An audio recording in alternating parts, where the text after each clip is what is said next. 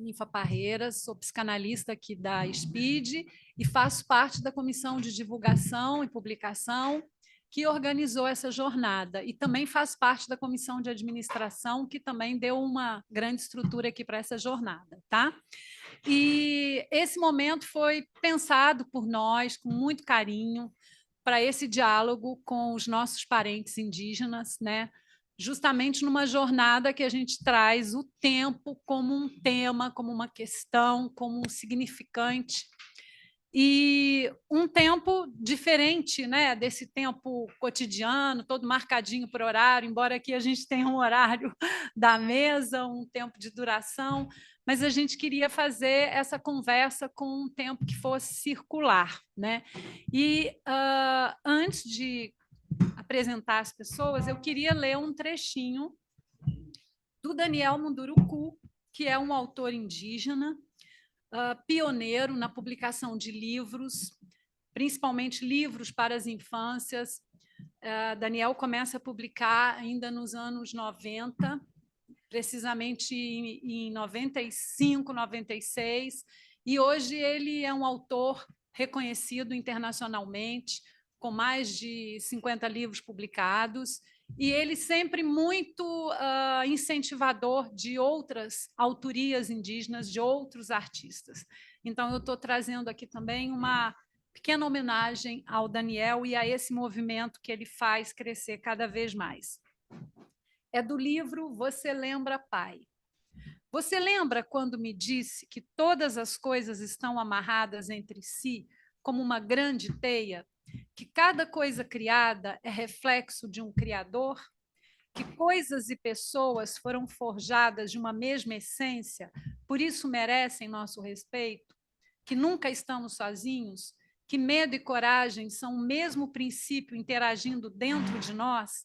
Espero que você lembre disso, pois marcou o meu jeito de olhar o mundo, as pessoas, as coisas que me cercam. Daniel Munduruku.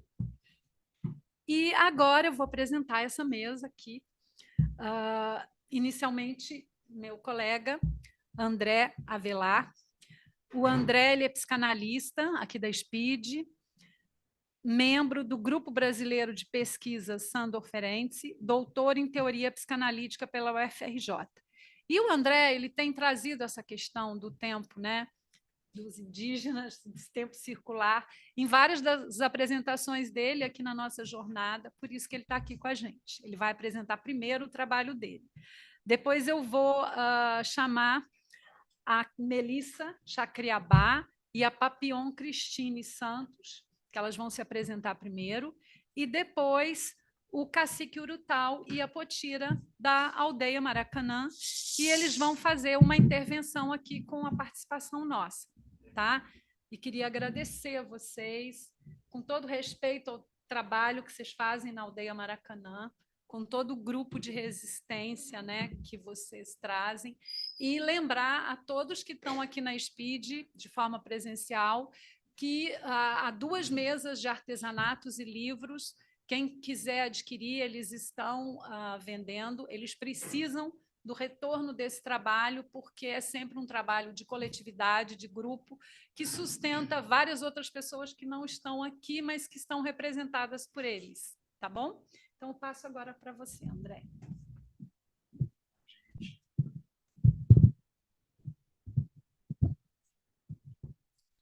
Bom dia, é um prazer mais uma vez estar aqui, trocando com vocês, um privilégio estar aqui nessa mesa, né, podendo realizar esse diálogo, poder realizar essa troca, tentar ser bastante sintético até para a gente poder, né, aqui, né, partilhar e pensar coletivamente várias questões, mas então tentar ser mais resumido possível nesse meu trabalho. Eu vou dividir ele em 2 partes, uma parte mais, digamos assim, clínica e outra parte mais teórica, né? Primeiramente, o meu trabalho é em busca de um outro tempo, né? E eu há algum tempo já tenho trabalhado, e atualmente um tema que me interessa bastante são determinados quadros, né, dos primeiros pensamentos freudianos, chamadas neuroses de angústias, né, e neuroses, né, chamadas neuroses atuais, onde, na verdade, fica evidente, né, assim, né, é o efeito, né, ou seja, determinadas violências sociais sobre determinadas formas de sofrimento psíquico, né? Então eu citei uma frase rapidamente de Freud muito interessante, que ele fala sobre a ansiedade, né, a neurose de angústia, como ele se coloca, e ele fala uma frase muito interessante, que ele coloca o seguinte: o ataque de ansiedade ou vertigem aparece regularmente, trazendo em seu curso outros sintomas da neurose. Tudo isso, uma vez mais, se desvanece, desde que o intercurso conjugal seja comparativamente raro. O eventual afastamento do marido de casa, ou uma temporada nas montanhas, que exige uma separação do casal, tem bom efeito. Muito curiosamente, o sucesso do tratamento local é apenas transitório. A neurose se instala de novo na montanha, tão logo o marido também inicia suas férias. Então, de alguma maneira, ele tá, é evidente assim, né, a relação íntima, determinados sofrimentos, na época dos primeiros pensamentos freudianos, com a maneira como a sexualidade, a violência que a cultura exercia, né, sobre o comportamento e a possibilidade, né, de uma sexualidade saudável e de uma sexualidade, né, que fosse, né, legítima a ambos, né, os sexos. Então, de alguma maneira, o que eu quero sublinhar aqui é essa ideia de que há uma relação direta em determinados transbordamentos, né, digamos, determinados sofrimentos, determinadas intensidades de certos sofrimentos, enfim, em relação à violência que a cultura ela não, digamos, denomina como tal, não se, né, não nomeia tal violência como tal, e por isso mesmo eu penso que é incomparável, por exemplo, aos sofrimentos das primeiras histéricas com a histeria enquanto uma economia de desejo, por exemplo. Por isso que eu gosto de pensar de que as primeiras histéricas eram os borderlines da atualidade, né? Enfim, e indo mais um pouco, né, seguindo mais um pouquinho, tenho um filme que bastante tem me interessado atualmente, como para mim um retrato do contemporâneo, que é o filme Divertidamente 2, né, para quem não viu, que eu acho um filme muito interessante, e um dos personagens, né, vai ser o Tédio, né? Ou seja, e aí eu vou pensar de que o tédio e a apatia hoje, né, enfim, né, eles são as novas neuroses atuais, e que, na verdade, tem uma frase que eu acho muito interessante da Adriana Maier, que ela coloca o seguinte: na vivência mais intensa do tédio, é como se o subtexto do discurso fosse: nada no mundo externo é bom o suficiente para me motivar. Na experimentação da apatia, o discurso seria: não encontro nada no meu mundo interno que me faça a vida interessante. Por isso, sigo em frente, apaticamente. Então, de alguma maneira, o filme Divertidamente, eu acho interessantíssimo, porque há uma espécie de tédio e, ao mesmo tempo, há uma existência de uma ansiedade, que são, digamos, sofrimentos decorrentes ou de um esvaziamento da qualidade da vida, e, né, ao mesmo tempo, haveria uma ansiedade que ela estaria regendo todo o pensamento, toda a mente, que seria uma hiperperformance baseada numa experiência radical de não pertencimento, de fantasia de exclusão. Talvez depois eu possa pensar na questão clínica, mas toda a minha questão clínica que ela tem me atravessado são exatamente, né, me lembro de duas analisandas, uma analisando aqui, que eu já trouxe esse caso aqui algumas vezes em discussão em aula, né, mas uma ideia muito interessante de que ela, na verdade, toda a vida dela fala de uma hiperperformance, o corpo perfeito, né, a fala perfeita, né, o comportamento sociável, exatamente para poder ter uma vivência de inclusão. E em um dado momento, né, que eu convoco ela para a experiência presencial, ela não suporta e abandona a análise. E que toda a questão que pauta é que, segundo a fala dela, ela diz o seguinte: eu tenho que fazer uma atividade, eu tenho que fazer muito esporte, ver muitos amigos, né, ter muitas relações, porque do contrário eu começo a fazer contato com alguma coisa e esta coisa é insuportável. E aí, de alguma maneira, eu acho que há um movimento para fora, um movimento para o mundo externo, uma hiperperformance que ela tem a ver exatamente com uma impossibilidade de pertencimento.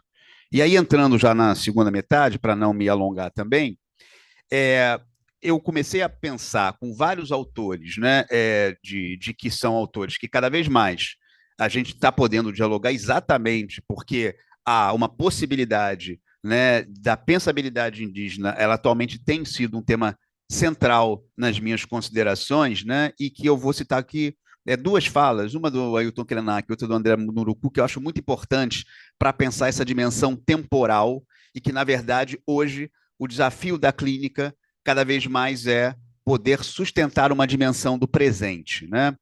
E eu acho que a gente padece exatamente sobre uma captura no tempo do futuro, e eu acho que os autores da pensabilidade indígena vão contribuir muito nesse sentido para a psicanálise, né? E para a nossa maneira de pensar a cultura. Então, tem uma frase do Krenak que eu acho muito importante, que ele coloca: acredito que nossa ideia do tempo, nossa maneira de contá-lo e de enxergá-lo como uma flecha, sempre indo para algum lugar, está na base do nosso engano, de nosso descolamento da vida. Nossos parentes Tucano, Desana, Baniwa contam história de um tempo antes do tempo. Essas narrativas, que são plurais, os maias e outros ameríndios também têm. São histórias de antes desse mundo existir e que, inclusive, aludem à sua duração. Mais ainda, um pouquinho mais à frente, o Krenak fala uma frase que eu acho linda que ele coloca: o tempo é como um amigo que caminha junto comigo. Por isso, ele não me persegue. E por último, Daniel Munduruku, ele fala uma frase que eu acho fundamental, que ele coloca sobre uma questão que, né, ele não pergunta para uma criança nunca o que ela vai ser quando crescer. Né? Essa pergunta é absolutamente impensável, segundo Daniel. Ele coloca o seguinte, né? Ela é criança e precisa viver essa estação plenamente. Brincar. Ela não vive o tempo pensando no que vem pela frente. Ela vive o tempo onde ele está. O inverno não precisa ser outra coisa a não ser inverno. Ela não tem saudade do outono que se foi. E para completar, né, e aí eu acho que essa é a grande questão, talvez na discussão a gente possa pensar mais clinicamente essas questões, mas para finalizar, eu vou para o campo da arte, né, e para o campo mais especificamente de uma autora que eu sou, né, muito, né, apaixonado, que é Clarice Lispector, e que no livro dela, Água Viva, há toda uma consideração sobre a questão do tempo. E ela traz determinadas imagens que eu acho fundamentais para poder pensar a clínica, né? Que ela coloca o seguinte aqui: no âmago onde estou, no âmago do não faço perguntas, porque quando é. Aquilo que ainda vai ser depois é agora.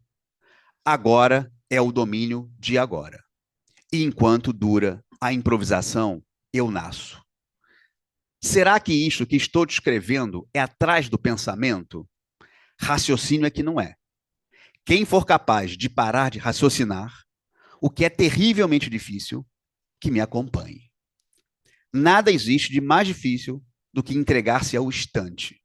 Essa dificuldade é dor humana, é nossa. Obrigado, gente.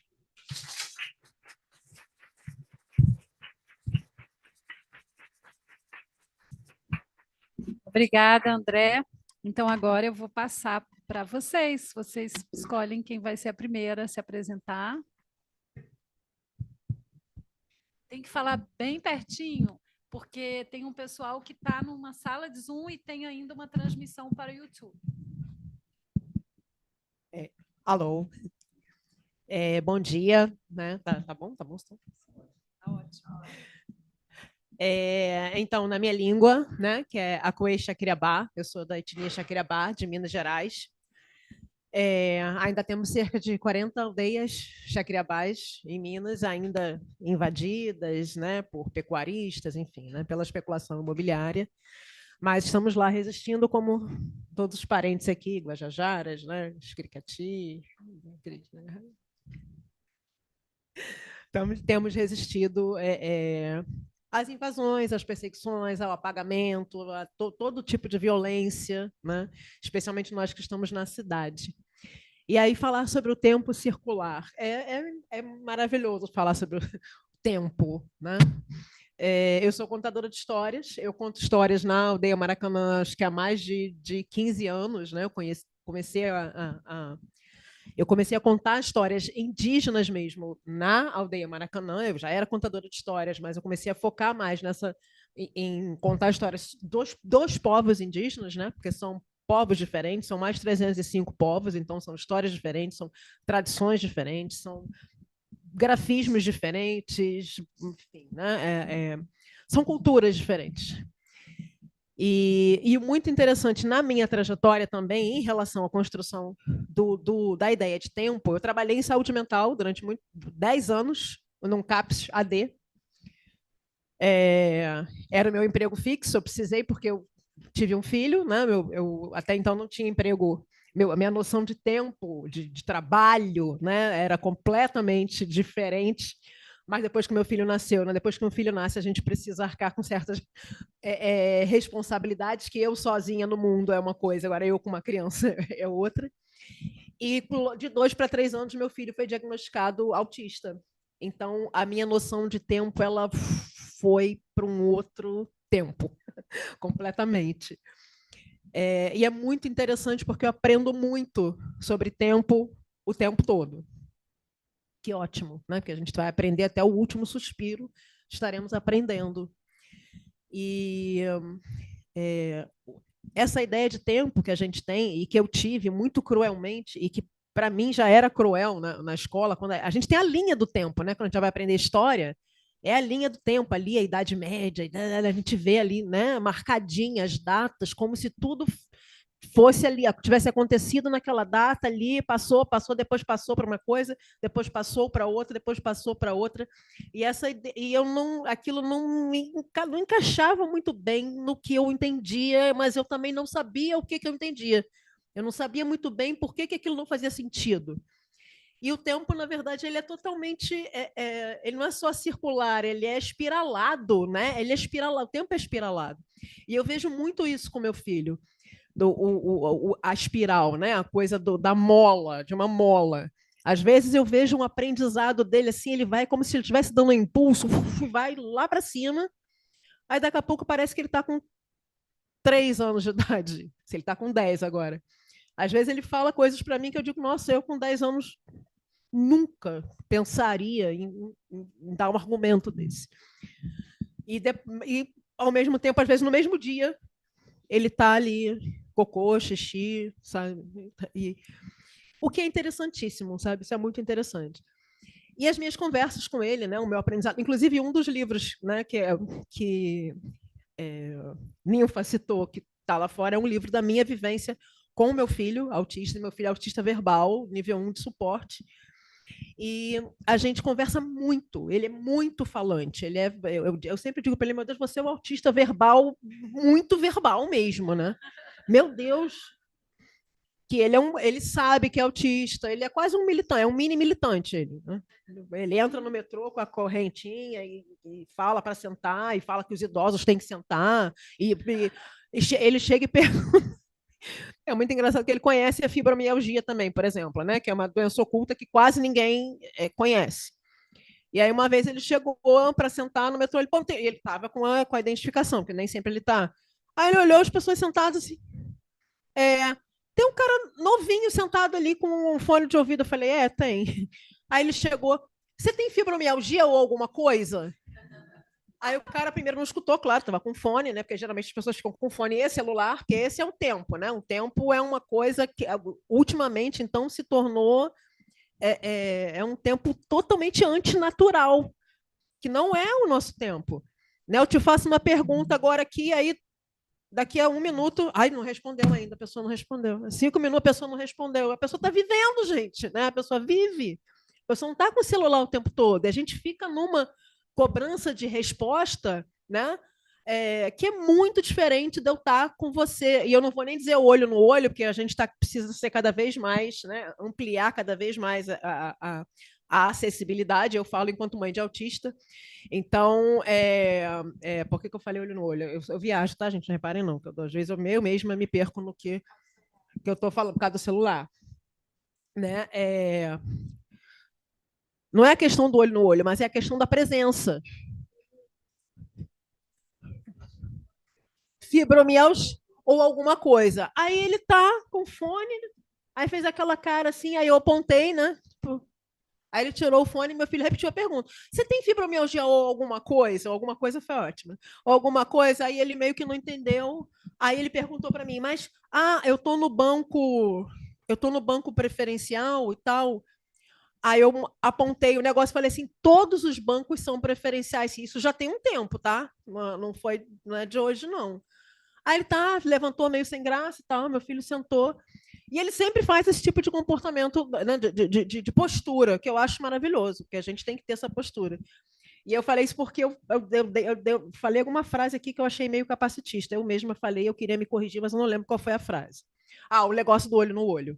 Né? Porque nem sempre a gente vai estar olho no olho. Primeiro porque tem pessoas que não enxergam, né? Primeiro porque tem autistas que não vão te olhar no olho, mas a presença é uma coisa assim, outra, é diferente. A presença, né? Eu falar presencialmente, eu falar pelo celular, por mensagem, né? E querer uma resposta imediata, ou querer um tempo antinatural e que traz isso, traz ansiedade, traz uma série de coisas, enfim.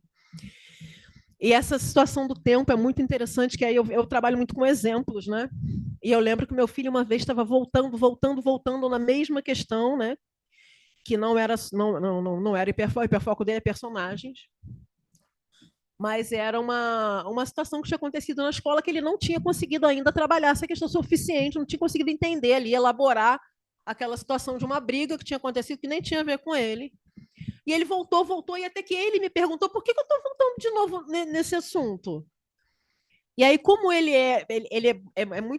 precisa de muitos detalhes, de detalhamento, né? E eu vou até levantar para fazer. Eu falei, pô, cara, olha só, às vezes a gente meio que anda em círculo, né?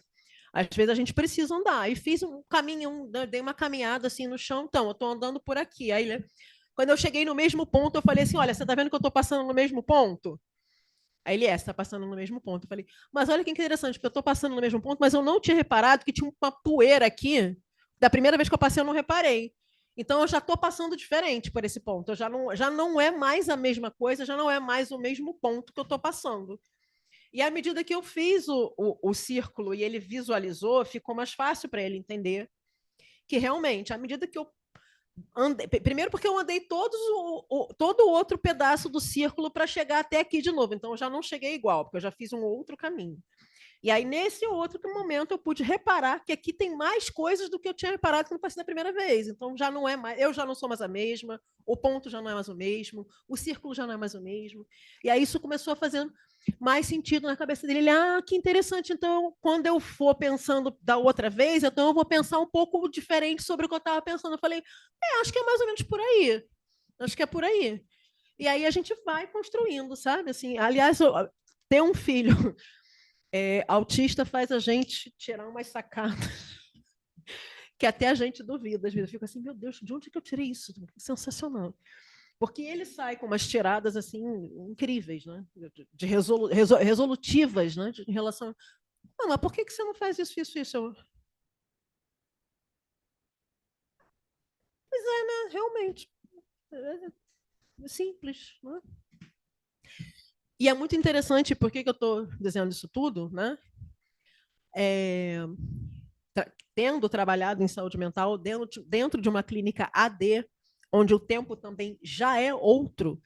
Às vezes eu chegava, eu não trabalho, desde o ano passado eu não estou mais no CAPS, né?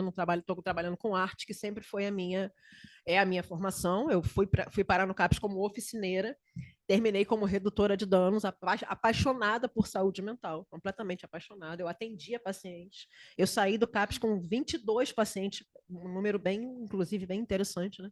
22 pacientes na minha planilha, pelos quais eu respondia como referência. E eram pacientes que, em sua grande maioria, esquizofrênicos e usuários de substâncias psicoativas, enfim, sejam elas quais forem, inclusive a própria medicação. E, nossa, é muito interessante as estratégias da pessoa, né, usuária de álcool ou drogas, até porque tem o uso da substância, tem já o jeito de pensar, é claro, uma pessoa esquizofrênica já tem um funcionamento que é um pouco diferente do que a gente entende pelo funcionamento normativo, né? Tem o uso da substância, tem o uso da medicação, que precisa tomar, enfim, porque às vezes não dorme, ou enfim, seja lá por que motivo for. E tem o circuito da criminalidade. Que isso, né, ainda mais nesse país hipócrita que a gente vive, né, hipócrita, machista, capacitista, enfim, racista e tudo que a gente pode imaginar, mas, né, nós somos, infelizmente, mas somos obrigados a... Inclusive, a gente, né, é interessante estar no lugar de pessoas de saúde, né, mental, de psicanálise, porque, de fato, não tem como a gente sentar diante de uma pessoa e não enxergar esse contexto, né? A pessoa é um contexto. A pessoa, ela é de onde ela vem, tem sempre aquelas frases, fulana, a gente é o que a gente come. A gente é o que a gente come, a gente é onde a gente vive, a gente quanto o seu pai, a sua mãe, no caso, né, numa criança, tem de salário, a gente é tudo isso. A gente é a vizinhança, ou não, ou a falta falta de um pai, de uma mãe, de um responsável. Então, tudo isso está ali naquela conjuntura daquele sujeito. E isso é muito bacana, e isso também tem tudo a ver com o tempo. Porque quando eu ia atender um paciente, eu tinha, por exemplo, um paciente que a criatura me ensinou o que é ódio. Eu não fazia a menor ideia do que era ódio. Ainda bem, que ótimo. Mas ele me ensinou o que era, porque a maneira como ele falava ódio, aí eu entendi, nossa, mas é isso? Então, agora eu sei o que é. Eu não fazia a menor ideia. E foi uma criatura que eu quase vi morrer. Ele teve uma overdose, tomou cafeína, enfim, usou tudo que vocês podem imaginar, né? E mais cafeína, que ele achou comprimido no lixo, ele era em situação de rua. E ele chegou às beiras da morte, às portas da morte no CAPES. Eu não sabia, não sou de enfermagem, mas ele é uma pessoa tão agressiva que quando ele estava lá fora, mesmo vomitando em jato, a pessoa que foi chamada para recebê-lo, porque ele estava sendo agressivo, né? A pessoa não CAPS AD, né? Está sendo agressivo. Enfim, coisas que acontecem em saúde mental. E aí fui eu lá ver a pessoa agressiva, vomitando em jato e tremendo. E aí segurei, falei, sou eu, não sei o quê, né? Comecei a tentar conversar com ele ali. E ele babando, levamos lá para dentro. Eu falei, gente, por favor, chama alguém da enfermagem. A gente não tinha médico no dia. Ficamos falando com o médico o pessoal da enfermagem falando com o médico pelo WhatsApp, pelo telefone, para poder resolver as coisas. E ele, claro, não queria deixar que ninguém encostasse nele. Mas como ele tinha vinculação comigo, era um paciente que eu atendia há muito tempo, eu fiquei ali o tempo todo segurando. E quando eu segurei a testa dessa criatura, ele estava trincando tantos dentes e falando que ódio, que ódio, que ódio, que era a única coisa que ele conseguia mal pronunciar. Eu conseguia sentir, foi uma coisa única na minha vida, assim, experiência única. Parecia que estava mexendo, tremendo aqui os ossos do crânio, assim, uma coisa esquisitíssima. E ele, não vai encostar, você não vai me furar, você não vai... Foi uma situação para conseguir botar ele no soro que ele precisava, né? Entrar no soro.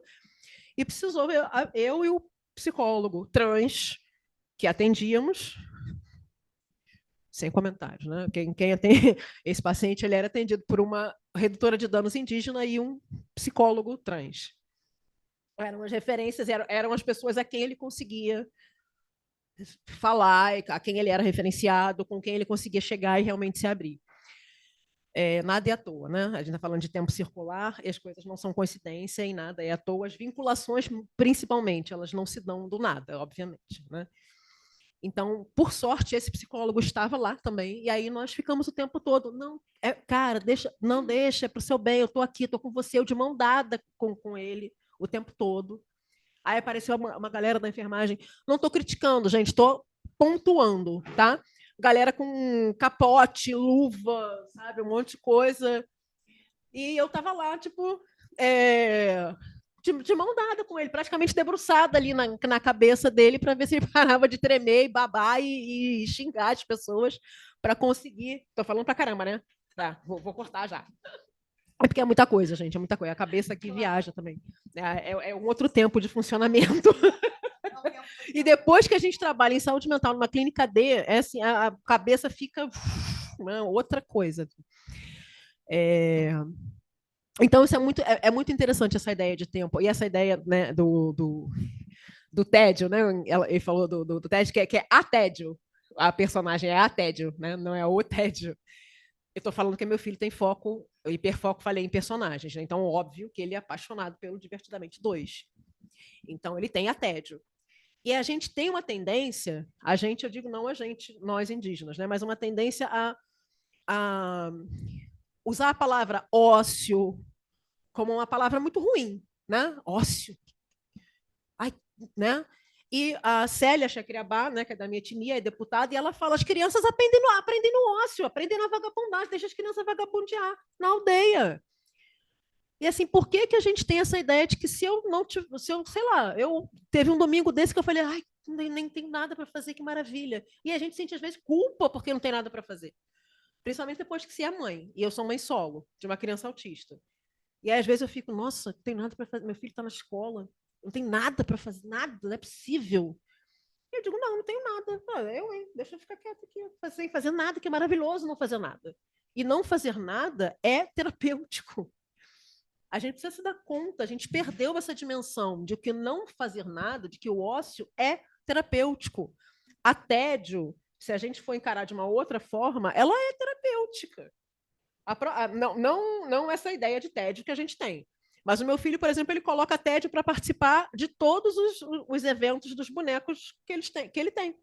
A tédio não vai participar da corrida, claro, ela é a tédio. Mas ela está na corrida de alguma forma. Ela está lá, ela assiste, ela filma, ela bota lá o celular para fazer. Então, essa dimensão, às vezes, que a gente tem do negativo e de encarar a falta, né? O que tem de precário no território, o que tem de precário no sujeito, o que tem de precário. A gente deixa de enxergar o que tem de potência no território, nos sujeitos, nas relações. Inclusive, o tempo é muito mais a relação com o tempo do que o próprio tempo. A nossa relação com o tempo é muito mais importante do que o tempo, do que a palavra tempo. Qual é a minha relação com o tempo? A minha relação é essa, de ficar desesperada? Claro que isso vai gerar ansiedade. Né? A gente precisa entender a nossa própria relação com o tempo, que é diferenciada. A relação dos povos indígenas com o tempo é uma relação diferenciada. Mas a gente precisa pensar nisso também. Muito mais importante do que entender o tempo, seja ele Cronos, seja ele Kairos, seja ele o tempo que for, seja tempo grego, seja o tempo indígena, né? A gente precisa entender a nossa relação, como é que eu estou lidando com o meu tempo, Então, acho que eu falei para chuchu, mas é por aí, né? Acho que é essa ideia. Obrigada. A minha língua é terrazete, aí pela escuta de vocês, eu queria poder conversar mais, mas é isso, né? É o tempo. Obrigada, Melissa. Tenho certeza que nós também gostaríamos muito de te ouvir mais. Eu gostei muito de você fazer referência ao celular e usar o maracá. Eu achei o máximo. Muito obrigada. Bom dia a todos. Na minha língua é bonjour, que eu estou na fronteira do Brasil com a Guiana Francesa, e o meu povo fala o francês fluentemente. Depois fala a segunda língua, que é o patois, que é a junção do macro-G, tupi e francês.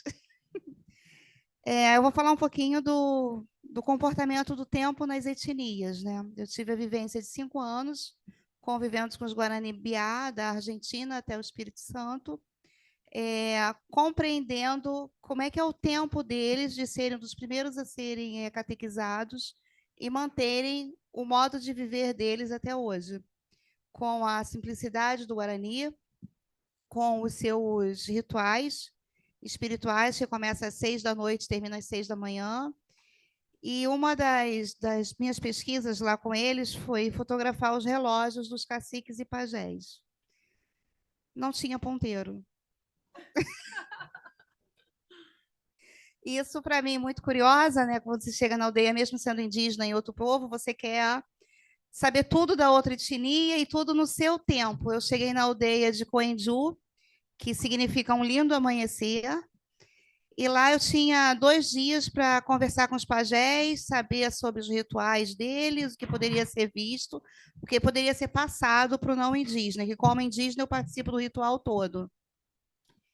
E simplesmente ninguém falava quem era o pajé, e eu dancei a noite inteira com o pajé. E no dia seguinte eu estava no desespero dessa loucura do tempo que a gente tem, né? O carro chega a tal hora, nós temos que ir embora a tal hora, eu tenho tantas horas para fotografar, filmar e pesquisar. E ele o tempo todo do meu lado, eu conversando com ele, ele falando o que eu precisava ouvir, até que nós chegamos na casa dele. E ele falou: eu estive a noite inteira te dando a pesquisa. Então, como é que é esse tempo da gente, né? Esse tempo nosso de ter que cronometrar tudo, né? E isso foi uma das lições que eu aprendi, reaprendi, né, com os povos, que o tempo nosso não é o tempo de vocês. Quando a gente chega numa aldeia, o tempo do relógio, o tempo do celular, ele acaba. Porque muitas aldeias têm a internet, mas não nos dão a senha. Então, a gente fica sem internet.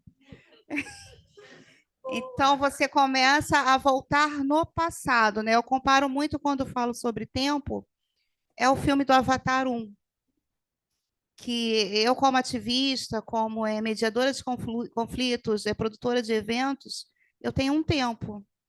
Eu estava programada para um trabalho esse mês. Aí tive um pedido de uma aldeia das aldeias tupinambás. O que acontece conosco? O tempo muda. Eu tenho que parar o que eu estou fazendo, meu particular, e me dedicar ao tempo da aldeia que está para chegar. Então, você tem toda essa questão de tempo e sincronização com as aldeias. São tempos diferentes. Lá, eles fazem o rezo, eu preciso fazer uma agenda, eu tenho que esperar o rezo deles acabar, a espiritualidade deles acabar, para eles entrarem em contato comigo. Só que na cidade você tem tempo para mandar protocolo, você tem tempo para tudo. Aí a tua cabeça, o que você faz? Qualquer pessoa nervosinha faria nesse momento. Entraria em pane, né? Eu vou para o sofá, vou ler um livro, vou conversar com outro indígena para poder, você vai se acalmar para poder esperar o que está para vir. Então, os nossos tempos de aldeia e tempos de cidade são diferentes. Por mais que a gente esteja na cidade, são tempos completamente que não se ligam, né? Então, você tem o tempo que é linear, o tempo circular e o tempo do tempo. Nós temos 3 tempos para ser indígenas. Então, é bem complicado você atuar em tudo isso, né? Eu fui escrevendo aqui, porque eu também não escrevo na hora. Um dia, vocês preparam o material de vocês no dia, né? Um dia anterior, né? Nós indígenas, não. A gente se baseia no que ele fala para poder complementar e dar um aporte do que vocês querem. Então, eu escrevi aqui. O comportamento do tempo nas etnias diferencia da pressa do viver que temos na cidade. O tempo das refeições, o tempo dos horários, o tempo de fala. Na aldeia, a gente não tem tempo para comer. A comida está ali. Deu fome, a gente vai lá, come e volta. A gente não tem os horários europeus da refeição. O tempo dos horários, a gente tem os horários da lua, que começa a reza. Então, a lua cheia, nossos horários vão ser tal horários para poder fazer os rezos. Quando a lua encontra o sol, é o horário que a gente sai da casa de reza. Então, não é o tempo da missa das 18 horas, que vai certinha, e nem tem o senta, levanta e amém. Você está dentro da taba, da OPI, da casa de reza, é o seu tempo ali dentro. Você sai, você volta, as crianças têm um acampamento delas, as palhas para elas deitarem lá, dormir e participar de tudo também. E o tempo da fala nossa. Enquanto o cacique, o mais velho, está falando, nós estamos lá, nós não temos o cronômetro do horário, né? Vai começar tal hora, terminar tal hora. Não vai começar, a hora que terminar a gente não sabe. Contar o tempo nas etnias com a atualidade da era digital nos traz a atualização de quem somos e como vivemos, o que debatemos e o que buscamos com a era digital. O que acontece em Mato Grosso com a demarcação territorial, com os assassinatos que aumentou de uns dias para cá, isso para a gente, a internet é automática. A gente se comunica muito através dela. E vivemos na globalização. Vocês têm que pensar no tempo. O tempo da chegada do invasor do Brasil, nós estávamos aqui. O tempo da colônia, estávamos aqui, nos adaptamos às roupas coloniais. Deixamos de ser quem nós éramos? Não, nós nos adequamos à colônia. República, nos adequamos. Era da toda a República dos Presidentes, nos adequamos. Lula 1, Lula 2, Dilma, Bolsonaro, nos adequamos e continuamos aqui.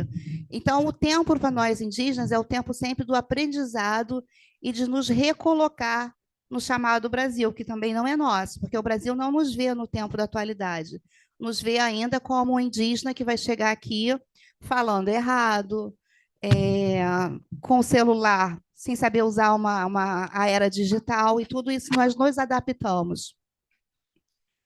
A globalização está aí para todos, até para nós mesmos. Não nos excluem de viver e manter nossos saberes ancestrais e da salvaguarda do planeta. Temos sempre o tempo de repensar as demarcações territoriais e o modo de viver que nós não abandonamos. Nós estamos aqui o tempo todo, do lado de vocês, só somos vistos se nós estivermos ornados. Se eu tirar tudo que está em mim, eu sou como vocês, mas não vão me reconhecer como uma mulher indígena, sim como uma mulher branca da sociedade, que fala bonitinho, fala direitinho, como todos. Então, o tempo indígena, ele nos difere disso. Quem nós somos, onde estamos, o que lutamos e por que lutamos. O tempo está sempre o tempo do nosso tempo junto com o tempo de vocês. Isso é uma mistura que deu quem nós somos hoje. Todos nós brasileiros, primeira barriga das mulheres indígenas que gera todos. E no final acaba que todos nós somos indígenas e brasileiros. Esse é o tempo da atualidade do Brasil que precisa ser reconhecido por todos, porque a Terra é para todos, o planeta é de todos e todos nós precisamos nos unir nessa questão do tempo das queimadas, que não precisa existir mais, o tempo de refletir quem nós somos dentro do Brasil. E quando a gente reflete na era do tempo, a gente consegue avançar. E é isso que precisa no Brasil, nós avançarmos como todos irmãos, com o tempo que nós temos, o tempo da aldeia e o tempo da cidade. E é isso que eu tenho para colaborar com todos.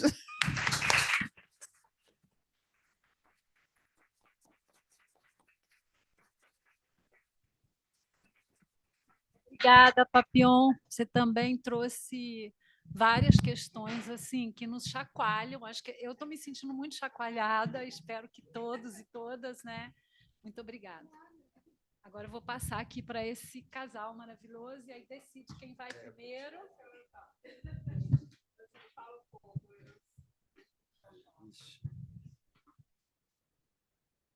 Olha, deixa eu só falar. Esse que é o seu último.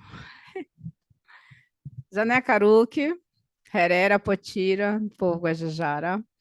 Sou da aldeia Maracanã e estou no Rio de Janeiro há mais de 30 anos. E o tempo, né? Muito tempo, né? Eu gosto muito de falar do tempo das plantas, do tempo da medicina, do tempo da colheita, do tempo dos chás, né? De manhã, à tarde. Que os chá, né, que a gente trabalha, eu trabalho na aldeia, então esses chá eles fazem bem para a gente, né? E aí eu gosto de falar um pouco disso, das crianças correndo, né, do tempo deles correndo e subindo na árvore, o tempo deles passeando e dizendo, vou comer um pouquinho, depois eu volto. Então, é outro tempo. Então, a aldeia Maracanã, para quem não conhece, é do lado do Maracanã. A gente está lá desde 2006, já fomos retirados 5 vezes e estamos na 6ª, né? E aí é isso. É o tempo do não indígena com o tempo da gente. Mas por que a gente é retirado o tempo todo, né? Esse é um tempo, né? E cadê o nosso tempo, né? De ficar onde a gente quer. E aí a gente pensa assim, para a gente trabalhar na universidade indígena, para a gente estar junto, conhecer o nosso tempo ali dentro, né? Conhecer a nossa cultura, diversa língua, né? E são povos diferentes. Aí quando eu falo o índio por aí, não é o índio, né? Porque não existe o índio para a gente. O índio é um metal. Então, assim, é outro tempo, né? O índio pensa? Não, que é um metal, né? A gente são povo originário, cada um com a sua cultura diversa e línguas diversas.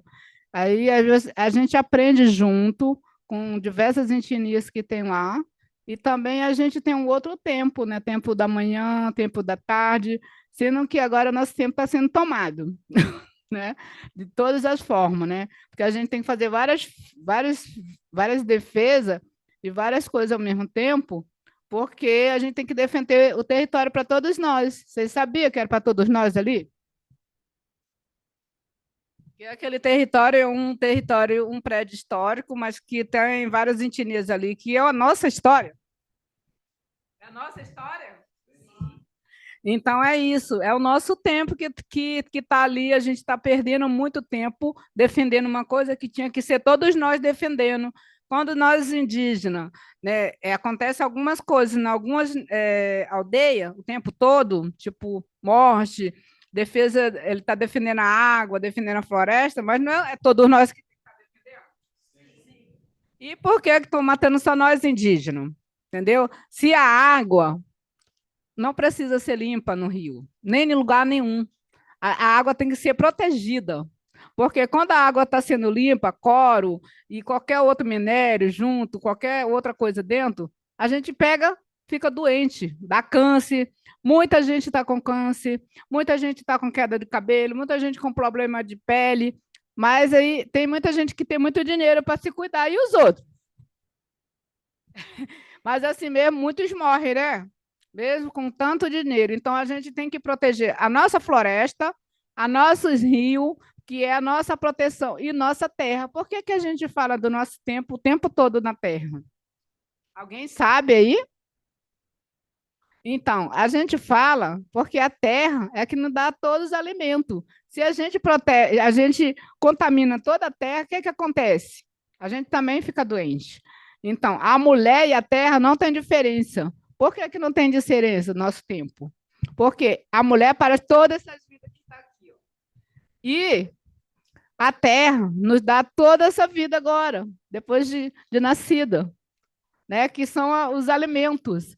E aí não tem diferença da mulher e da terra. Vocês sabiam disso? Então, é isso, gente. Vocês vão com outro tempo agora pensando, né? Que a mulher e a terra não tem diferença, que a terra nos dá esse alimento saudável. A gente não pode proteger, sujar, ou proteger, ou botar minérios, todas essas químicas que tem aí na terra, não pode ter. Isso, por isso que a gente luta tanto pela terra. Nossa alimentação tem que ser saudável, nossa água tem que ser saudável, mas a nossa floresta, que traz toda essa água limpa e também toda a proteção do ar que a gente respira, também tem que ser defendido.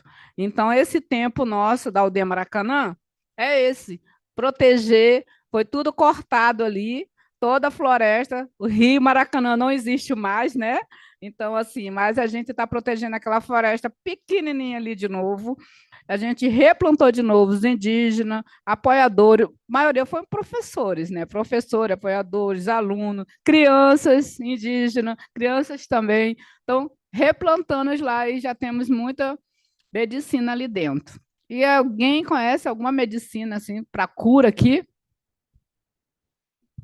Queria que alguém falasse assim, porque eu tenho várias lá na Aldeia Maracanã. Então, assim, para chá, para câncer, para outras doenças, dor de cabeça, cólica, dor de barriga, tudo tem dentro da Aldeia Maracanã. Mas e aí as pessoas passam do lado e dizem, olha, aí é um lixo, aí é uma coisa cheia de mato. Não é isso. É medicina que tem plantado ali. Nós todos temos que cuidar daquilo ali, porque os venenos que a gente está tomando, tanto agora nos alimentos e tudo, a gente tem que ser tratado assim, dessa forma, com medicinas. A medicina tradicional a gente trata também, mas a gente precisa também cuidar da nossa medicina, que sempre existiu do nosso lado, de todos os indígenas. Tem os pajé, parteira. Aí que teve o tempo da parteira, e foi lá na aldeia. Ela ficou 5 dias, mas no primeiro dia ela resolveu o problema da Diana, que estava grávida, com 8 meses, e estava com muita dor. E aí estava atravessada a criança. O que falaram para ela? Ah, vai ter que cortar a barriga, porque a criança vai nascer, não tem como virar ele. Aí a gente, né, chamou uma parteira Guarani, e rapidinho ela foi lá. No outro dia, ela não sentiu mais dor, olhou a barriga dela, virou a criança e já nasceu. Mesmo com os problemas que teve na aldeia que ia retirar com 30 dias, ela ganhou antes. Ela ganhou com 8 meses. mas ganhou, a criança ficou bem e ela também ficou bem. Imagina se ela tivesse ido sem girar a criança. Tinha acontecido o quê? Cesariana. Então, assim, isso é nosso tempo também. E aí, rapidinho, ela ficou só 5 dias lá, mas aí ela viu a observação dela, que estava muito bem, ela não estava sentindo mais dor, não estava mais com a criança atravessada, e ela disse, agora estou indo embora, partira. Aí eu agradeci a ela, que ela é dos Guarani ali, Bracuí, parente lá, e veio lá só para olhar ela. Então, nosso tempo é outro, né? Então, assim, não precisou de tomar remédio, só precisou de mexer na barriga dela, só.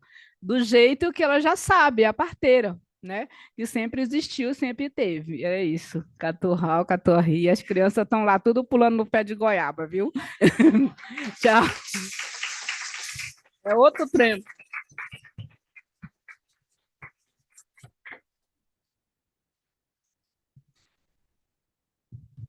Caturri, Potira e Miricona.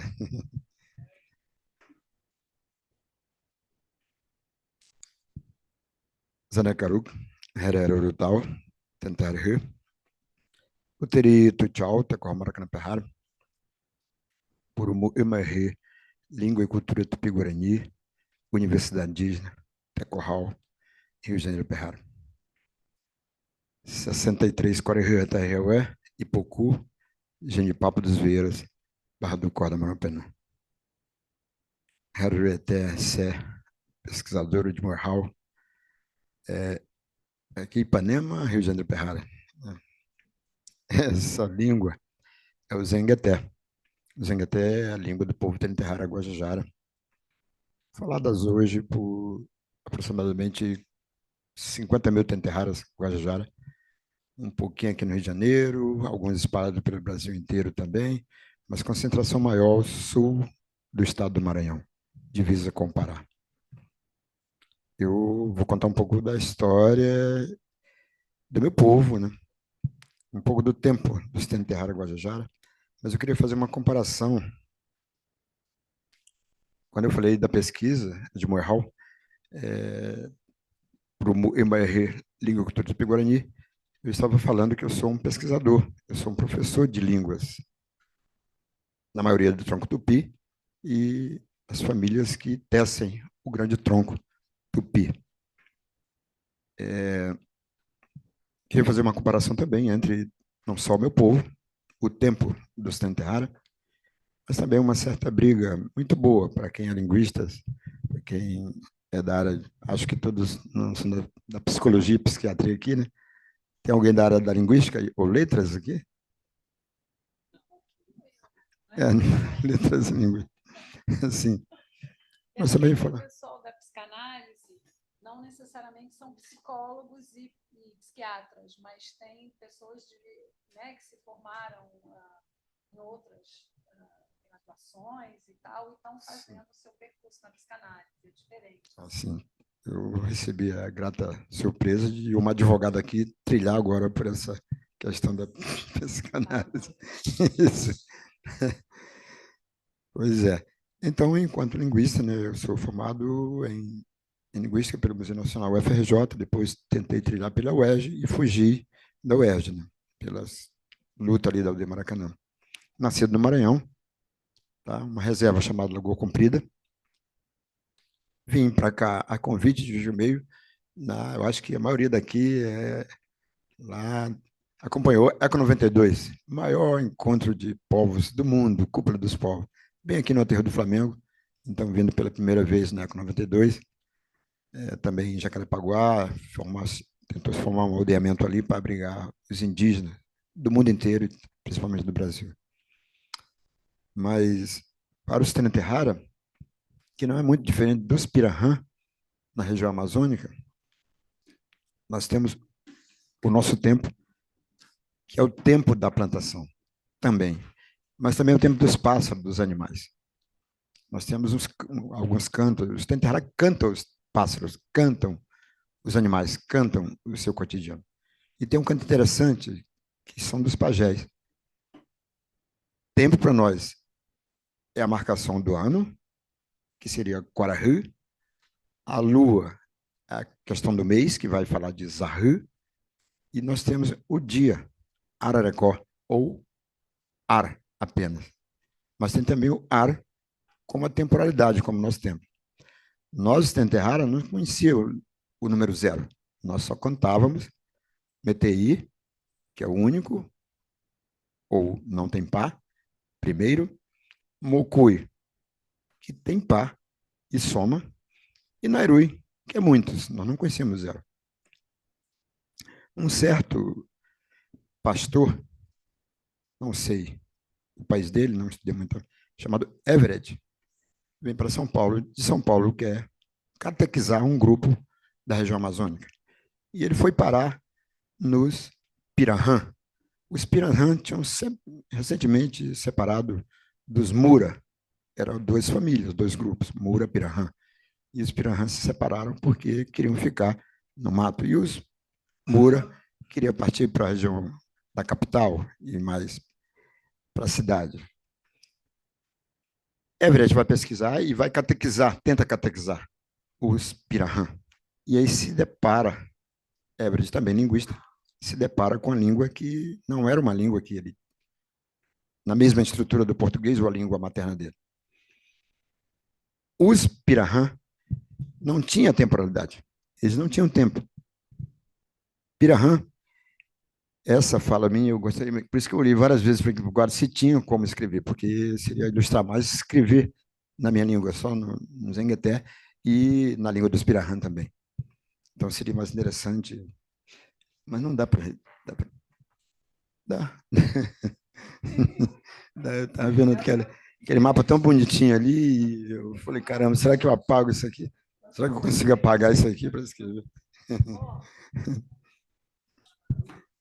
Enquanto ela apaga, tem um canto que a gente vai respeitar muito. Por isso, Stenterrara tem muito a pena da arara. Muitas crianças perguntam, por quê? Vocês estão matando as araras? É de arara de verdade? Que papagaio é esse? Que pena é essa? Então, nós cantamos muitos pássaros. Os pajés daquela região, os mais velhos, que cuidam das plantações, eles vão dizer, Jaraú, Aiposaú e Jaraú. Araruna Arahe, Erazucane Kumaná. Araruna Arahe. Então, ele está falando do tempo da arara. Ele vai dizer, olha, compadre, muito cuidado. Esse tempo da arara, a arara vem para comer a sua fava e o seu feijão. As araras, elas amolam o bico nos tucuns, nas macaúbas, nos macazás, nos mucunã, porque é muito forte. Mas ela também desce, em determinada época, ela desce para comer e deliciar das favas e dos feijões, cumaná. Então, transforma-se num canto. E Jaraoi, Posaoi, Jaraoi, Araruna, Arahi, Erezucane Kumaná, Araruna, Arahi. É arara azul, como também diversos outros tipos de arara. Então, nesse momento, ele vai dizer, cuidado com as araras. No tempo delas, o tempo das araras, elas vão descer e vão acabar com o seu roçado se você não espantar elas. Algumas araras soltam muitas penas na postura. E nós tentamos colhem suas penas e tecem os seus cocá e os seus adereços, que nem potira, tem muitas plumárias aqui, não só das ararunas, mas de araracanga, araratoá e as ararunas. Esse tempo dos Tenterrara, de não ter os Pirahã, o Tenterrara já tem o Pirreuê, que ele vai dormir e vai acordar no dia seguinte. Então, nós tivemos a necessidade de criar o Pirreuê, que seria depois de amanhã. Para os Pirahã, onde Everett se depara, não tem o Pirreuê depois de amanhã.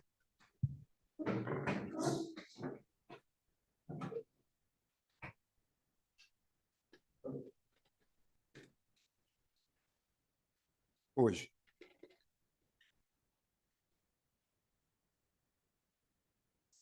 Escutaria hoje. Tenterrara vai entender, porque é o tronco mesmo tronco linguístico.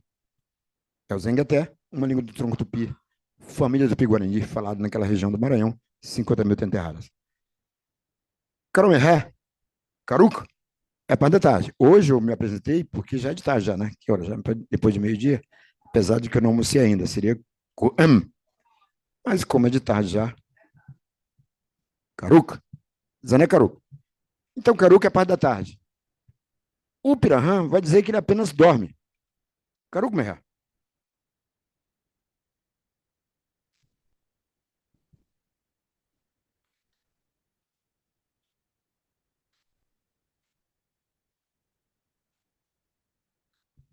Caruco-merá.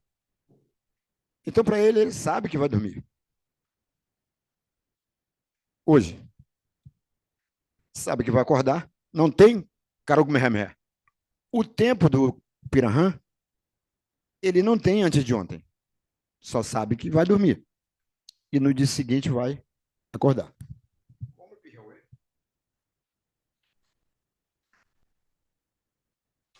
Pirreuê. O dia seguinte, ele sabe que vai acordar. Mas não tem Pirreuê-merê, que seria depois de amanhã, o tempo do Pirahã. Então, o Pirahã só sabe que ele comeu um pouquinho antes da tarde, ou pós a tarde, caruco-meré, depois da tarde, que vai dormir hoje e que vai acordar no dia seguinte. Ele não sabe o que vai acontecer depois. Por isso, ele não tem como contar o tempo. Não tem como contar o tempo. Para o Pirahã, segundo Everett, uma matéria saiu por volta de 2004, 2005, revista super interessante, e o título era 1 mais 1 é 2, 2 mais 1 é muitos. Um povo sem memória. Naquele momento, a revista, acho que super interessante, estava falando exatamente da pesquisa de Everett, quando ele sai de São Paulo, vai para o Amazonas para catequizar os Pirahã.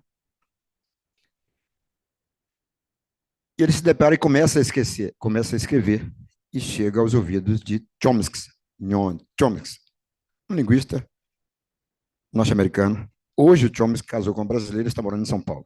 Então gera uma grande briga, porque Chomsky vê a língua como matemática, mas tem um povo que não vai usar essa língua como matemática, porque não tem um tempo escrito nessa língua e nem falado. É o caso dos Pirahã. Pirahã vai dizer também que Mocui é um.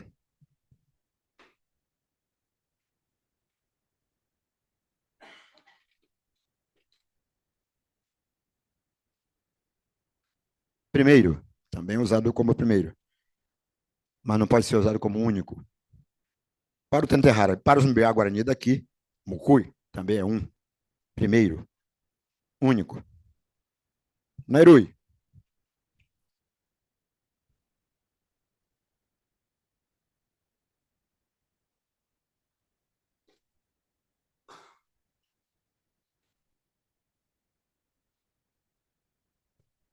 Nairui. 2. Que soma, que tem par.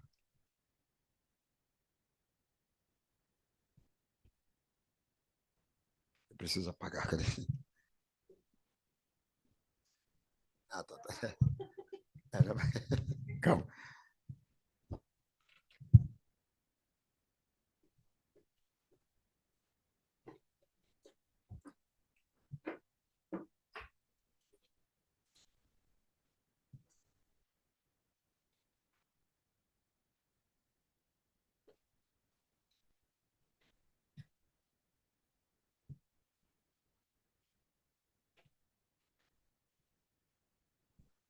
PTI. Eu até errei porque PTI.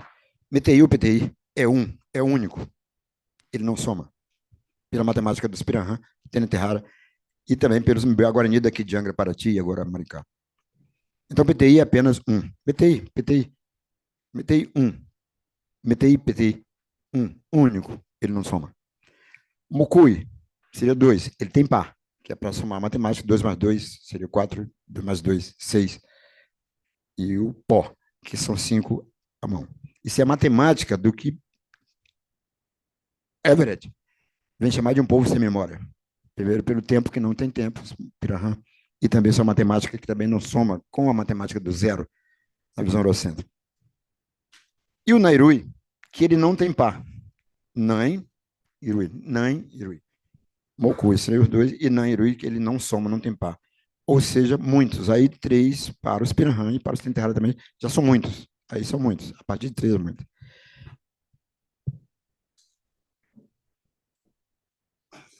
Esse tempo, tanto dos Tenterrara, dos Pirahã e dos Mbeá Guarani daqui, que também são o mesmo tronco linguístico. Então não tem diferença dos Mbeá falando aqui do Rio de Janeiro, os Pirahã falando da região amazônica e os Tenterrara falando do Maranhão. Então, esse mesmo pensamento do mesmo tronco linguístico vem falando do tempo. Cada um na sua região, região amazônica, Amazonas, Sudeste, Rio de Janeiro, Espírito Santo e o Sul também, os mesmos BA. Um tempo, muito lá atrás, sempre me perguntaram, Urutau, enquanto linguista, quanto tempo tem a língua dos Tenterara Guajajara? Não se sabe quanto tempo tem a nossa língua. A gente só sabe, a partir de agora, achados arqueológicos que, desde a época, eu falei isso hoje cedo numa reportagem na Aldeia Maracanã, numa entrevista, desse tempo da língua, que está nessa parte das Américas, que hoje chama-se Brasil. A única coisa que se sabe arqueologicamente, muito, muito antes do europeu invadir essa parte das Américas, é que esses seres humanos atravessaram o Estreito de Bering, e aí tem por volta aí entre 45 e 50 mil anos, e trouxe o que nós chamamos de proto-tupi, esse tronco linguístico antes do tronco tupi, que era pouco, e nós aprendemos muito com os animais dessa parte das Américas, que hoje chama-se Brasil. Então, o Tenterara observa muito o tempo do macaco, tanto que a gente brinca com os macacos. Tem algumas frutas, depois eu discutindo aqui na universidade, lá no Fundão, Faculdade de Química, Biologia, que me questionaram quando eu retornei, falar o tempo das frutas da nossa região. Não encontrei mais muitas frutas depois de retornar ao Maranhão, 10 anos atrás. Numa dessas frutas, muito interessante, os Tenterara observavam os macacos, o tempo do macaco. E uma dessas frutas, eu observei sumir duas frutas dessas, a pitomba, a guabraba e outras frutinhas que os macacos comiam e os guajajara comiam também, do tempo dos Tenterara. Mas a mais interessante é a pitomba, uma delas. Observando o tempo dos macacos, os guajajaras só vão comer aquela pitomba se os macacos também comerem. Mas os macacos, a gente achava que os macacos eram mais espertos do que os Tenterara. Porque em determinado tempo, os macacos eram o ser humano. Depois reverte a situação. O ser humano passa a ser macaco e os macacos passam a ser o ser humano. Tanto que nós dissemos, Ka'i azode mupuekau. Ka'i azode mupuekau. Azonuzuru kaiwa. Ha he a he. Azonuzuru kaiwa. Ah, ri. Os macacos vão dizer, não venham nos caçar, porque os Tenterara, na época do muqueado, comem muito carne de macaco. E os macacos, com medo dos guajajara, na época que os macacos eram seres humanos e os guajajara eram macacos, os macacos diziam, não venham, que se você vier, nós vamos espantar vocês. Se nós não conseguirmos espantar vocês nesse tempo, nós vamos cantar ajuda. Ah, ri. E os macacos comiam pitombas. Até hoje eles comem pitomba. Mas eles só comem aquela pitomba porque a pitomba é uma das frutas que, se você comer, estando com caganeira, ele vai segurar. Vai segurar porque o bichinho tem uma trava. Bem, mas é bem gostosa. A pitomba eu encontrei aqui, perto da Tijuca, ali, um pé de pitomba, no meio da rua. Umas frutinhas bem assim que você quebra ela. Depois os japoneses, chineses, transportaram em lixia, chamada de lixia. Mas aqui lixia nada, aquilo é uma pitomba metida besta, um pouquinho maior. E é a pitomba. E os macacos, nós, desde pequeno, eu comia muita pitomba. Se a gente comesse muita pitomba e engolisse os caroços da pitomba, segurava. E para sair, dava um trabalho danado. Segurava e ela... Os macacos não. O que o macaco fazia? Primeiro ele tirava a casca da pitomba e metia por baixo primeiro. Se passasse, aí ele comia, porque saía. Mas se não passasse, ele não comia. Então, isso. O tempo dos Tenterara é o mesmo tempo dos macacos, que nós gostamos tanto. Os Tenterara gostam tanto dos macacos que comem os macacos. No Urral, a festa do muqueado. O ritual maior dos Tenterara Guajajara, que é o rito de passagem. As meninas Tenterara, inconscientemente ou conscientemente, menstruam entre setembro e outubro. E não é uma menina, são 40, 50 meninas que menstruam na mesma época. 2012, Maíra, minha filha do meio, menstruou na Aldeia Maracanã. Então fizemos o Urau. a festa do Moqueado. Grande festa, grande festa. Ritual milenar, de passagem, e mostrado pela primeira vez num grande centro, Aldeia Maracanã. 2022, Mainumi, a mais nova, na mesma data, em setembro e outubro, tanto que a festa aconteceu em outubro de 2022. Menstruou pela primeira vez. De novo, novamente, outra vez, tendo errado. E aí vieram muitas meninas de Brasília, do Tecorral Brasília, vieram do Maranhão também. Mas, para acontecer a festa, tinha que ter carne de macaco. E como trazer do Maranhão carne de macaco, já que aqui no Rio de Janeiro, os parentes daqui não comem carne de macaco. Tem o bugio naquela região, tem o macaco aranha, chamado aranha, que para nós é o capelão, e o aril, que é o macho, e a fêmea dos macacos, chamado macaco aranha, e os bugios grandes aqui dessa região. Então, eles nos cedem essa carne. Então, a gente agradece de diversas formas. Uma das formas é tirando alguma presa, algum dente deles, do aril, do macaco, e guardando aqui para ele vai ficar muito tempo comigo. Esse aqui é um dente de aril, do macaco, o bugio, ou o aril, que é a guariba, a fêmea. Muitas pessoas me perguntam por que usar o aguajá e o Stenterrara? Tem muitos macaquinhos, e geralmente uma foto tirada do Aguajá, um dos povos mais vulneráveis daquela região, semi-isolamento ainda, sul do estado do Maranhão, divisa com Pará, próximo dos terras Stenterrara, Guajajara. As fotos saem geralmente com um macaquinho em cima. Vocês estão matando os macacos? Pega esse filhote? Não. Aquele macaco, depois de um caçador matar a sua mãe, o aril, eles ficam perdidos. E eles adotam os Guajajara e adotam os Auaguajá e vêm morar com a gente. Então, isso é uma forma de retribuir a morte daquele, seja o aril ou o capelão, que é o macaco. Também, depois de morto, esses dentes eu já tirei porque encontrei muitas carcaças de macacos, como também de antas, como também de tezerru, o grande porcão, como também do jacaré. Jacaré que quando morde, ele é oco e arranca. E depois, com o tempo, nasce de novo. O dente do jacaré, ele é oco. Os tezerru, eles são mais fortes. Dos grandes porcão. Então, essa relação do nosso tempo, que é um tempo circular. Eu vivi nessa época 92, um pouquinho do tempo, e conheci Raoni, estava mais novo. Agora eu reencontrei Raoni aqui no MAC, Museu de Arte Contemporânea, quando veio os Caiapó apresentar um evento, uma exposição. E vi o Raoni, 93 anos, já de cadeira de roda. Ele levantou, ele me reconheceu. Mas eu também vivi com Megaron e outros parentes de Carramã e Caiapó. E um caso que a Globo colocou, Ilha Voa à Tona, que foi o caso de um indígena Caiapó, que supostamente teria estuprado não um indígena, um Caiapó, e teria que ser preso, e ele ficou preso na sua reserva. Era a época do ciclo do diamante nas terras Caiapó, e a invasão da mineração naquela região. Os Caiapó tinham, por determinação nacional, a extração de minérios ali, extração de diamante e ouro. E tinha Caiapó com garrafas de Coca-Cola cheio de diamante. Isso ele próprio falou, e falou para mim. Tinha o prazer de comprar um teco-teco e prazer de pagar um motorista para dirigir, para ir a Marabá comprar uma Coca-Cola e uma carteira de cigarro. Era o ciclo do diamante, apenas para extração, não para mineração. Os Caiapó, a terra muito rica.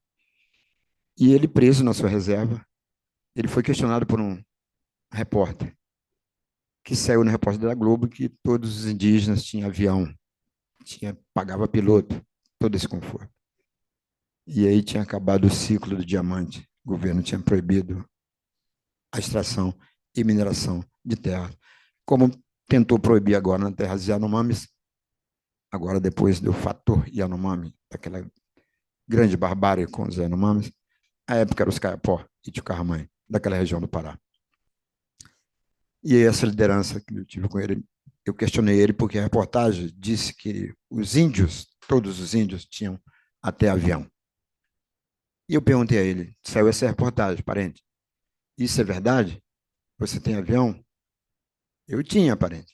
Eu andava até com garrafa de Coca-Cola cheia de diamante. Não tem mais? Não, proibiram tudo. Acabou o diamante, acabou tudo. E o que tu fez com o teu avião, teco-teco? Ah, eu dei para andar minha mulher. Aí o pessoal, todo mundo estava comigo. A tua mulher sabe dirigir avião? Ela não, ela está criando galinha dentro dele.